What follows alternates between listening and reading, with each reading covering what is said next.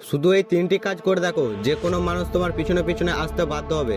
আর 3 নম্বর পয়েন্টটা এতটাই পাওয়ারফুল যে এটা জানার পর যারা তোমাকে গুরুত্ব দিচ্ছে না তারাও তোমাকে ছেড়ে যাওয়ার আগে 100 বার ভাববে। প্রথমত মানুষের মনে নিজের জন্য মূল্য তৈরি করো। যারা তোমাকে গুরুত্ব দিচ্ছে না তাদেরকে তোমার জীবন থেকে সরিয়ে দাও।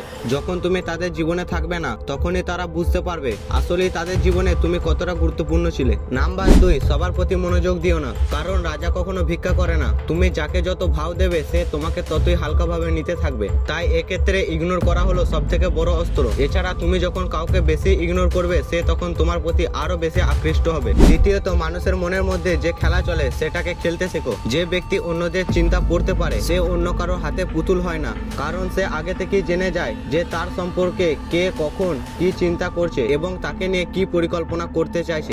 এরপর মন দিয়ে শোনো, এই ভিডিওটা দেখার পর হয়তো আর আমাদের খুঁজে পাবে না, তাই আমাদের চ্যানেলটিকে সাবস্ক্রাইব করে নাও।